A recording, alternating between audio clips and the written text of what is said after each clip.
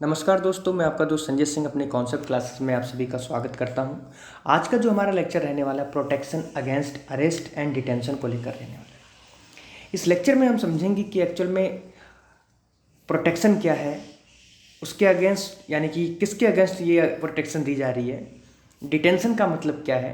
Actual में अगर मैं बोलूँ ना तो हम आर्टिकल 22 को डिटेल में डिस्कस करने वाले हैं। मतलब अगर हिंदी में इसे मैं बोलूँ तो इसको मैं इतना कहूँगा कि निरोध एवं गिरफ्तारी से संरक्षण।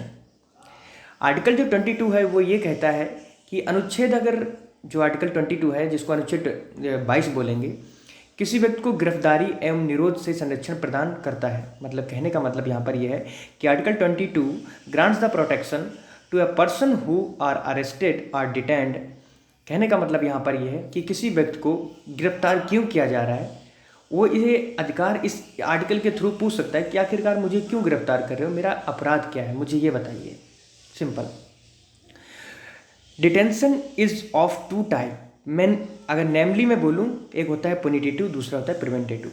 मतलब जो हिरासत में किसी व्यक्ति को लिया जाता है तो वो दो प्रकार की होती है। पहली हिरासत क्या होती है, अगर पहली हिरासत की मैं बात करूँ तो पहली हिरासत यहाँ पर होती है पुनिटेटिव, दूसरी होती है प्रिवेंटेटिव। कहने का मतलब यहाँ पर यह हुआ कि पहली जो होती है वो होती है दंड विषयक हिरासत, ठीक है, और दूसरी कौन सी होती है, निवारक। ठीक है, जो दंड विषयक होती है वो कठोर होती है और निवारक जो होती है वो उसके केस में इतनी कठोर नहीं होती है। बात समझ गए मेरी।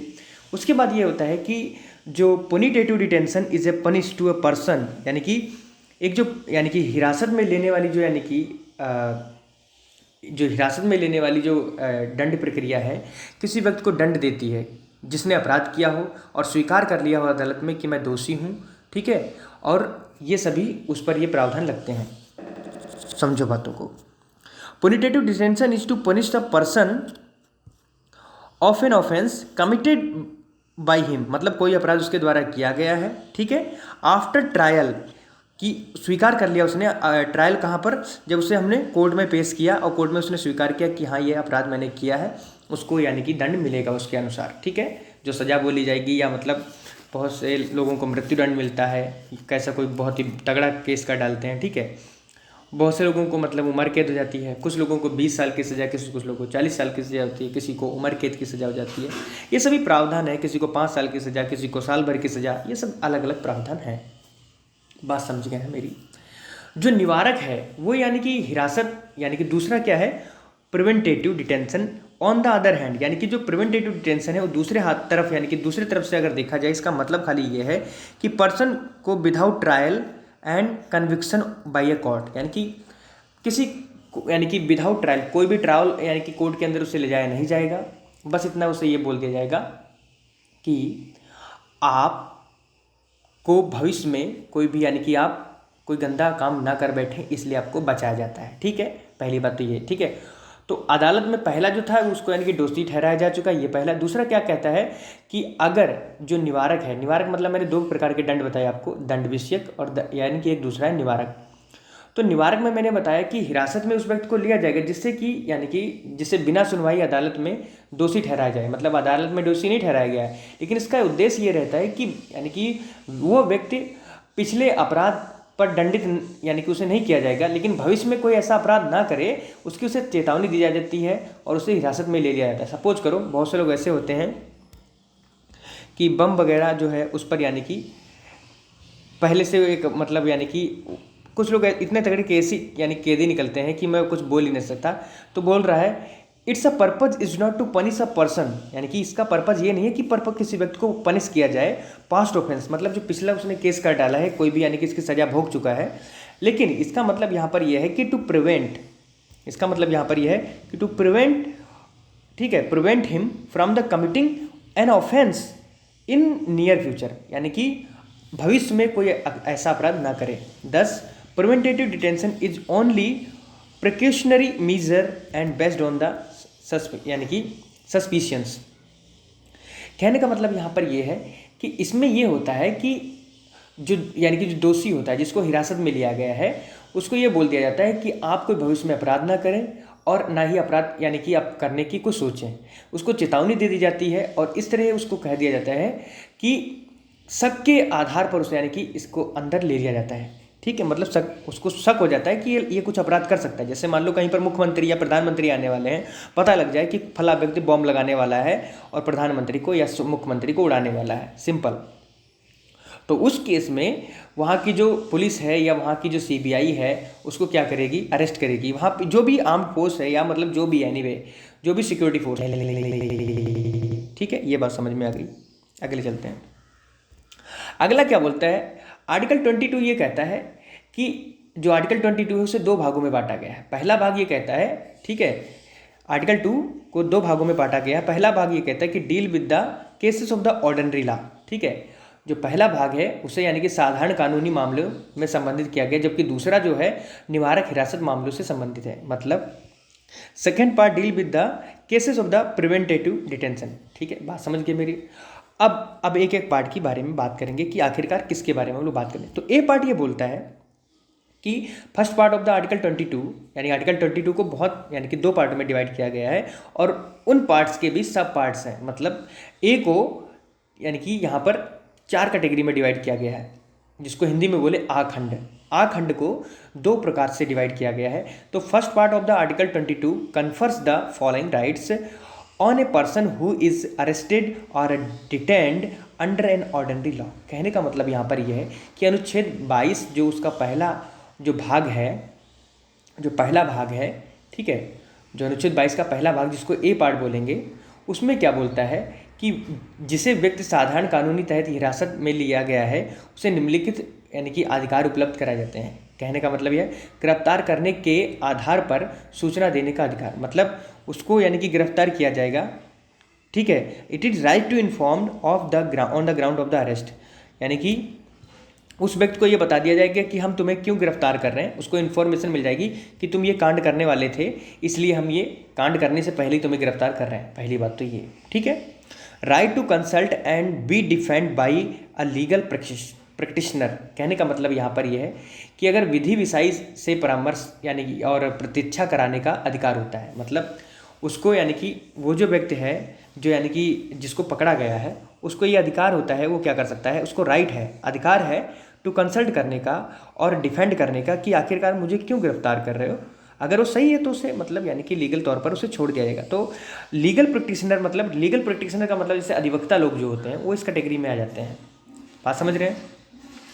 तीसरा पार्ट ये कहता है right to be a produce before a magistrate within 24 hours including the journey time. कहने का मतलब यहाँ पर यह है कि जो जिस व्यक्ति को गिरफ्तार किया गया है उसको 24 घंटे के अंदर अंदर जब से उसे यानी कि गिरफ्तार किया गया है और यानी कि जब उसे पकड़ा गया उसी वक्त समय से 24 घंटे के अंदर, उस समय से लगाकर 24 घंटे के अंदर अंदर उसे यानी कि मजिस्ट्रेट मतलब जज या मजिस्ट्रेट के सामने उसे उपस्थित करना है कि साहब जी जिसने ये केस किया है आप इसको क्या दंड देना चाहेंगे। तो फिर उसकी सुनवाई अदालत में की जाती है। चौथा क्या बोलता है, right to be release after 24 hours unless the magistrate authorise further detention. कहने का मतलब यहाँ पर यह है कि अगर दंडाधिकारी द्वारा अतिरिक्त जो निरोध दिए गए हैं 24 घंटे में उसे रिहा करने का अधिकार है। कहने का मतलब अगर वो दोषी ठहराया जाता है तो अच्छी बात है, नहीं ठहराया जाता तो उसे रिहा कर देना उचित है। ये मजिस्ट्रेट का अधिकार होता है और ये आगे परफॉर्म किया गया है, ठीक है। These safeguards are not available to an enemy alien. Enemy देखो, मैंने तुम्हें पहले जब सिटीजनशिप चैप्टर पढ़ाया था उसमें मैंने तुम्हें पढ़ाया था कि एक्चुअल में एलायन यानी एलियन क्या होता है, ठीक है। और एलियन दो प्रकार के होते हैं, एक फ्रेंडली एलियन होता है, एक होता है एनिमी एलियन। जिन कंट्री के साथ हमारे यानी कि युद्धों की या मतलब लड़ाई वाली बातें होती रहती हैं तो उन कंट्रीज़ को हम लोग बोलते हैं एनिमी एलियन। लेकिन कुछ कंट्री ऐसे हैं जिनसे हमारे बहुत अच्छे फ्रेंडली रिलेशन, जैसे यूएसए है, रसिया है। हमारा आज की डेट में अगर देखा जाए तो हमारा बांग्लादेश से भी अच्छे रिलेशन है, म्यांमार से भी ठीक ठाक रिलेशन है, ठीक है। बांग्ला और श्रीलंका से भी अच्छा खासा रिलेशन है। सऊदी अरेबिया में भी बहुत अच्छी यानी कि मतलब अफ्रीका कंटिनेंट में बहुत सारी ऐसी कंट्रीज़ हैं जिनमें हमारे बहुत अच्छे, ब्राज़ील हमारा बहुत अच्छा दोस्त है, ठीक है। इजिप्ट हमारा बहुत अच्छा दोस्त है। तो ये कंट्रीज़ जो हैं मतलब बहुत सारी, मतलब मैं अगर बात करूँ तो 100 से ऊपर निकल जाएंगी कंट्री जिनसे हमारे बहुत अच्छे फ्रेंडली रिलेशन है। लेकिन अगर हम बात करें चाइना और पाकिस्तान की तो ये कंट्री कुछ ऐसी हैं जिनसे हम लोग मतलब ये हमारे यहाँ के जो लोग हैं हम इनको एनिमी एलायन बोलते हैं। जबकि अफ़गानिस्तान में भी कुछ कैटेगरी कहीं कहीं हद तक ऐसा हो गया था कि वहाँ के जो तालिबानीज़ थे उनको भी हम एनिमी एलायन बोल रहे थे। लेकिन आज की डेट में उनकी क्राइसिस इतना तगड़ा आ गया है तो हम उनको फ्रेंडली तरीके से बिहेव कर रहे हैं, उनको मतलब फूड प्रोवाइड करा रहे हैं, मतलब अदर फैसिलिटीज़। तो ये सभी चीज़ें क्योंकि हमारी एम्बेसी वहाँ पर एस्टेब्लिश है, दैट्स मीन हम लोग ये चाहते हैं कि आपको कोई प्रॉब्लम ना हो, तो उनको भी फ्रेंडली अलायंस में लेकर चलेंगे। तो ये समझ गए मेरी बात। तो एनिमी अलायंस में अगर मैं बात करूँ पार्टिकुलरली तरीके से, तो यहाँ पर हम लोग बात करेंगे पाकिस्तान और चाइना की। और भी अगर फ्यूचर में कोई हमारा विरोधी बन गया तो हम उसकी बात करेंगे, ठीक है। तो मेरे मित्रों, यहाँ पर ये होता है कि ये जो सेफ गार्ड मतलब ये जो यहाँ जो सुरक्षा दी गई है, सुरक्षा कवच दिया गया है, ये विदेशी व्यक्ति या निवारक हिरासत कानून जो है, गिरफ्तार किया जाएगा, ये उन लोगों के लिए नहीं है जो विदेशी हैं, ठीक है। ये खाली यानी कि जो हमारे मतलब कहने का अगर मैं सीधा बोलूँ तो ये सुरक्षा कवच खाली उन लोगों के लिए है जो फ्रेंडली एलियन है हमारे, और दूसरी बात जो हमारे देश में रहते हैं उन लोगों के लिए नहीं है, एनिमी एलायन जो है, ठीक है। पहली बात तो ये हो गई। उसके बाद बात आती है कि the supreme court also ruled that the arrest and the detention in first part. कहने का मतलब यहाँ पर ये है कि जो सुप्रीम कोर्ट है वो कहता है, आर्टिकल 22 का जो ये कहता है कि पहले पार्ट में कहता है कि अरेस्ट यानी कि जो उसके ऊपर क्या बात करता है कि अरेस्ट और डिटेंशन को लेकर फर्स्ट पार्ट में रखा गया है। और आर्टिकल 22 ये कहता है do not cover the arrest under the order of a court, civil arrest, arrest on failure to pay the income tax.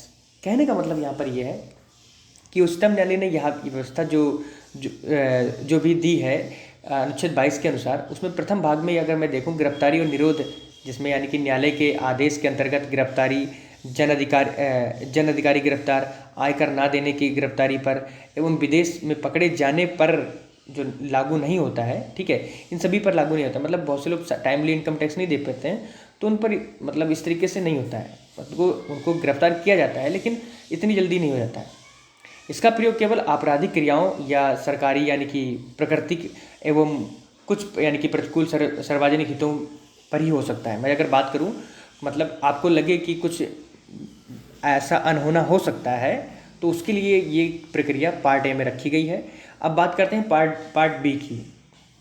Part B की बात करें तो उसमें मैं जैसे पार्ट बी को भी बहुत अच्छे से एक्सप्लेन किया है एम लक्ष्मीकांत के राइटर, मतलब जो मैग्रा हिल की बुक है एम लक्ष्मीकांत के द्वारा। तो उन्होंने बहुत अच्छा लिखा है, क्या बोला कि पार्ट सेकंड जो है वो ये कहता है कि उन व्यक्तियों को सुरक्षा प्रदान करता है जिन्हें यानी कि दंड विषयक कानून के अंतर्गत गिरफ्तार किया गया है। मतलब जो पहला मैंने बताया अभी नहीं, दंड विषयक और दूसरा निवारक, तो उनको सुरक्षा प्रदान करता है। क्या बोलता है कि जिन्हें दंड विषयक कानून के अंतर्गत गिरफ्तार किया गया है या सुरक्षा नागरिक एवं यानी कि जो विदेशी के उपलब्ध हैं उनमें यानी इसमें शामिल हो सकते हैं। मतलब जो इसमें विदेशी हैं वो इसमें शामिल हो सकते हैं, पहले वाले में नहीं। उनको मतलब डिफेंड करने का कोई अधिकार नहीं है पहले वाले पार्ट में। दूसरे वाले में क्या बोलता है, इसका फर्स्ट पार्ट ये बोल रहा है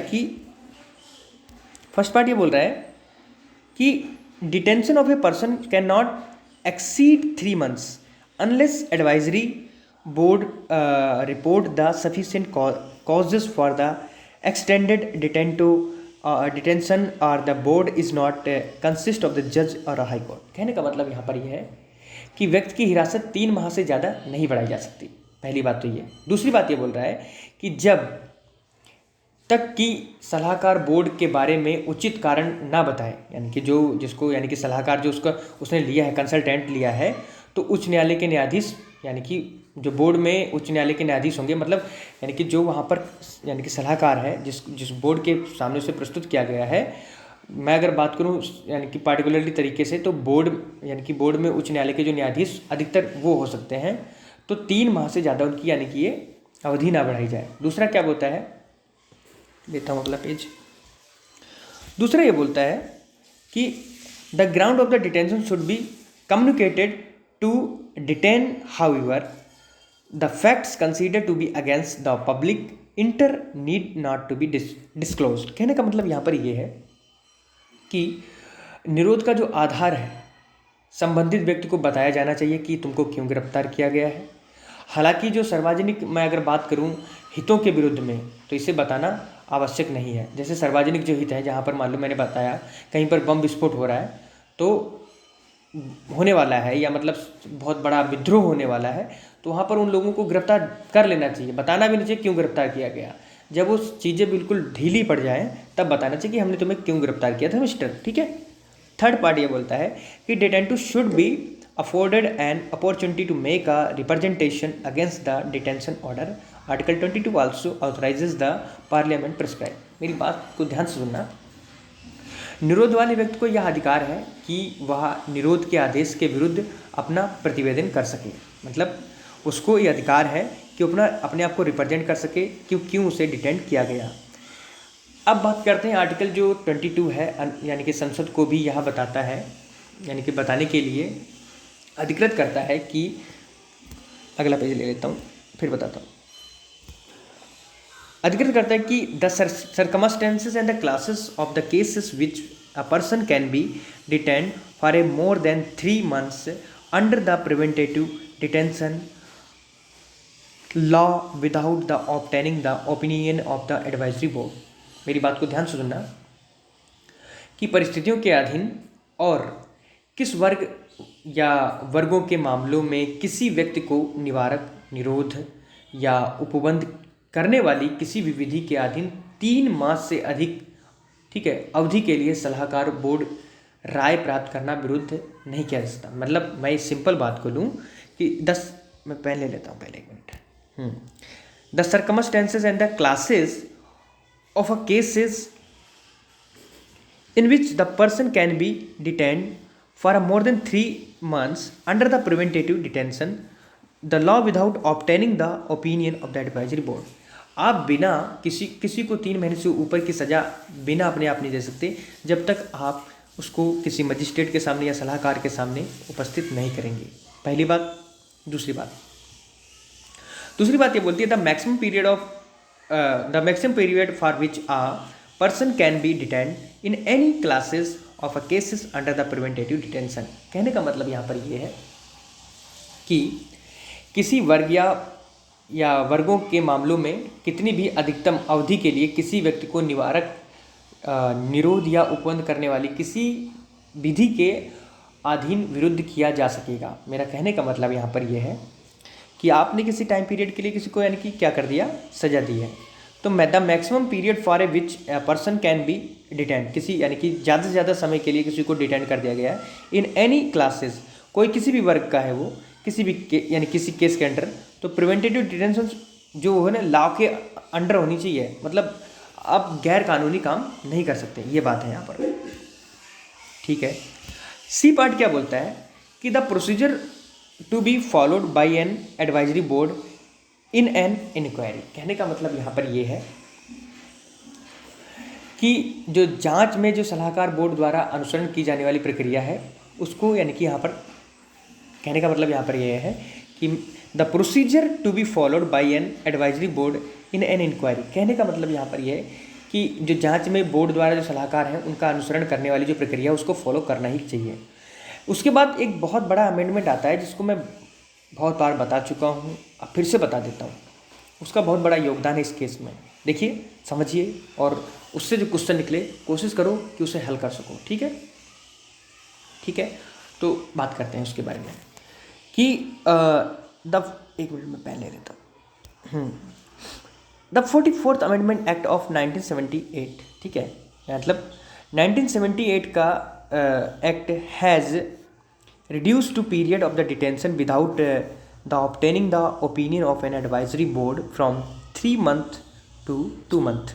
However, this person has not yet been brought into the force, hence original period of 3 months still continues। कहने का मतलब यहाँ पर ये है कि 44वें संविधान अधिनियम, ठीक है, 1978 में जो हुआ उसमें यह बताया गया कि निरोध की अवधि को बिना सलाहकार या बोर्ड की राय के 3 माह था पहले, 3 माह से उसे 2 माह कर दिया गया है।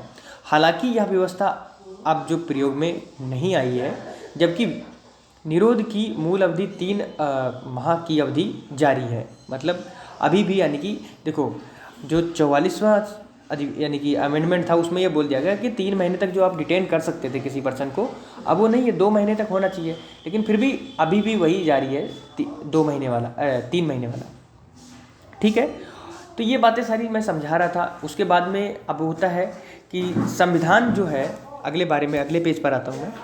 तो अगला पेज ये बोलता है कि constitution has divided the legislative power with the regard to the preventative detention between the parliament and the state legislature। कहने का मतलब यहाँ पर यह है कि संविधान ने हिरासत मामले में संवैधानिक शक्तियों को एवं जो संसद एवं विधानमंडल के बीच जो विभक्त यानी किया गया है, मैंने सिंपल तरीके अगर बोलूँ तो जो कॉन्स्टिट्यूशन है उसको डिवाइड किया गया है किसमें, 2 पावर्स के अंतर्गत, 2 पावर्स के अंतर्गत उसे यानी कि डिवाइड किया गया है।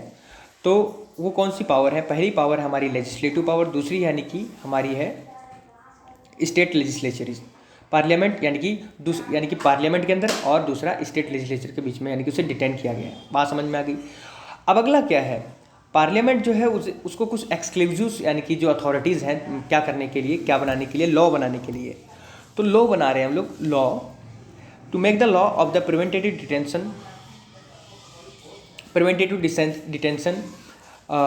detention for the reason of the connected with the defense and the foreign affairs and the security of India। कहने का मतलब यहाँ पर ये है कि संविधान के हिरासत में संवैधानिक जो भी यानी कि विधिक मामले हैं, उन शक्तियों में संसद विधानमंडल के बीच विभक्त किया गया है। संसद के पास निवारक, निरोध, रक्षा, विदेश मामले एवं भारतीय सुरक्षा संबंध में यानी कि जितने भी अधिकार हैं पार्लियामेंट के अंदर यानी कि रखे गए हैं। उसमें संसद जो है उन पर यानी कि अच्छे तरीके से काम करती है। संसद को 2 पार्ट में मैं बात करूं हमेशा, एक स्टेट स्तर पर हम लोग यानी कि विधानमंडल बना के रखे हैं, और संसद को यानी कि सेंट्रल लेवल पे। तो संसद एवं विधानमंडल दोनों में आवश्यक वस्तुओं की आपूर्ति सुनिश्चित करने का सार्वजनिक व्यवस्थाएं बनाए हैं। ठीक है, राज्यों की सुरक्षा मामले आदि यानी कि ये जो हिरासत बंदी मैंने संबंधित जो भी कानून बताए, उनको निवारक, निरोध एवं जिन्हें यानी कि बनाया जा सकता है उनके बारे में बात करी गई है। तो ये सभी इस पेज के बारे में था। अगला जो मेरा पेज है उस पर थोड़ा ध्यान दीजिएगा, उसको समझिएगा। ठीक है, पहला पॉइंट क्या बोल रहा है कि मैं सीधा हिंदी में बोलता हूँ, उसको यानी कि समझने की ज़रूरत है। सीधा बोलता है कि जो यानी कि प्रिवेंटेटिव डिटेंशन एक्ट यानी कि निरोध अधिनियम जो 1950 में 1969 से में समाप्त कर दिया गया था। सिंपल तरीका, इसको एक बार आप अपने गो थ्रू कर लेना आंखों से और समझ में आ जाएगा। अगला क्या है कि maintenance the internal security act है, यानी जिसे हम लोग मीसा एक्ट के नाम से जानते हैं। इसको यानी कि ये बताया गया था कि 1971 में बोला गया था कि जो हमारे भारत के देश के अंदर आंतरिक मामले हैं उनको इंटरनल सिक्योरिटी को बनाकर रखना है। तीसरा क्या बोलता है, conservation of the foreign exchange and the prevention of the smuggling acting and activities act. कहने का मतलब यहाँ पर यह है कि विदेशी मुद्रा संरक्षण एवं व्यवसाय में अधिनियम, जिसको हम लोग यानी कि कॉफे पोसा जिस एक्ट के नाम से जानते हैं, जो यानी कि कब आया था हमारा 1974 में। उसके बाद में हमारा डी पार्ट जो नेशनल सिक्योरिटी एक्ट के बारे में बात करते हैं, जिसको नासा एक्ट भी नाम जाना जाता है। वो क्या कहता है कि राष्ट्रीय सुरक्षा अधिनियम, यानी कि देश की भी सुरक्षा होनी चाहिए। उसके बाद अगला पार्ट जो है हमारा 5th पार्ट जिसे बोलते हैं, जिसको यानी कि prevention of the black marketing and maintenance of the supplies and the essential commodities act of, जिसको हम लोग यानी कि PBM सेक्का 1980 के नाम से जानते हैं। ये 1980 में एक्ट लाया गया और इसमें यह बताया गया कि चोर बाजारी के निवारण, यानी कि आखिरकार चोर बाजारी में चोर वगैरह ना फैलें, उसको बचाने के लिए और आवश्यक जो वस्तु है उसका यानी कि प्रदान की जानी चाहिए, उसका अधिनियम एक्ट, यानी कि जो भी चीज़ें ब्लैक मार्केटिंग नहीं होनी चाहिए। सिंपल तरीका। अगला पेज है, अगला पेज क्या बोल रहा है कि terrorist and the disruptive activities prevention act, जिसको हम टाडा एक्ट के नाम से भी जानते हैं। तो टाडा एक्ट में ये बोला गया कि जितने भी आतंकवादी एंड द विध्वंसक क्रियाकलाप हैं उन पर अधिनियम बनाना जाना चाहिए। 1985 में यह एक्ट लाया गया और यह यानी कि 1995 में भी समाप्त भी हो गया। ठीक है, बहुत अच्छी बात है क्योंकि ये सारी चीज़ें एक्टिविटी समाप्त हो गई। उसके बाद अगला आता है कि रिपील्ड इन 1995, इसको हटा दिया गया। उसके बाद 3 पॉइंट्स जो बचते हैं मैं वो अच्छे से बता देता हूँ, फिर उसके बाद मैं लेक्चर को समाप्त करता हूँ। अगला जो है वो डी पार्ट है। डी पार्ट में क्या बोल रहा है, सॉरी जी पार्ट है। जी पार्ट में ये बोला उसने कि व्यापक औषधि और मनरू प्रभावी पदार्थ व्यापार निवारण अधिनियम 1988। कहने का मतलब यहाँ पर यह है कि prevention of the illicit traffic and the narcotic drug and the psychotropic substances act, यानी कि ये एक्ट क्यों बनाया गया। व्यापक औषधि मतलब जो स्वापक औषधि का मतलब ये होता है प्रिवेंटिव इलिसिट ट्रैफिक, मतलब ड्रग फैलाना, लोगों को ड्रग इंजेक्ट करना, गंदी गंदी दवाइयाँ लोग खाना, मतलब डोडा खाना, ये सब चीज़ें ठीक नहीं है हमारे देशवासियों के लिए, तो इनको रोका गया। उसके बाद क्या बताया गया, इलिसिट ट्रैफिकिंग मतलब महिलाओं को बेच देना, किसी मार्केट में जाकर छोटी छोटी बच्चियों को कैसे चोरी करके कहीं बेच देना, ये ट्रैफिकिंग जो ना, इसको रोका गया। ये सब कब आया, इस एक्ट को लाया गया 1988 में, ठीक है। उसके बाद अगला एक्ट जो हमारा आ रहा है 2004 में आया। इस एक्ट को हम लोग आतंकवाद निवारण अधिनियम यानी कि पोटा एक्ट के नाम से जानते हैं, जिसको हम लोग कहते हैं प्रिवेंशन ऑफ टेररिज्म एक्ट, जिसको हम लोग पोटा के एक्ट के नाम से जानते हैं। और इसको रिपील कर दिया गया, इस एक्ट को बाद में रिपील किया गया 2004 में, निरस्त कर दिया गया। अगला जो लास्ट है उसके बाद मैं नहीं पढ़ाऊंगा, उसके ये लास्ट यहाँ पर मैं ख़त्म कर रहा हूँ अपना लेक्चर। वो एक्ट ये बोलता है कि गैर जो यानी कि विधियाँ हैं जिनको रोकथाम करने के लिए, यानी कि गैर कानूनी जो गतिविधियाँ उनको रोकथाम करने के लिए एक यानी कि UAPA, जिनको हम लोग बोलें अगर मैं अनलॉफुल एक्टिविटीज़ प्रिवेंशन एक्ट लाया गया, जिसको अमेंड किया गया 2004 में, 2008 में भी अमेंड किया गया, 2012 में भी और 2019 में भी अमेंड किया गया, ठीक है। तो ये सभी चीज़ें मैंने तुम्हें बताई, इसको थोड़ा अपने तरीके से एक बार इस पर गौर करना, इन सभी चीज़ों को पढ़ना। फिर अगला जो हमारा लेक्चर होगा वो हमारा यानी कि शोषण के विरुद्ध, मतलब शोषण के विरुद्ध मैं बात करूं तो अगला जो लेक्चर होगा, जहां तक मुझे उम्मीद है, राइट अगेंस्ट एक्सप्लॉयटेशन। ये सारे मटेरियल पीछे के जो थे मैंने क्यों छोड़े, इसलिए छोड़े क्योंकि इसमें मुझे ज़्यादातर लग नहीं रहा कि ये चीज़ें कुछ इंपॉर्टेंट हैं। ये खुद अपने द्वारा गो थ्रू कर लेना। तब तक के लिए धन्यवाद, जय हिंद।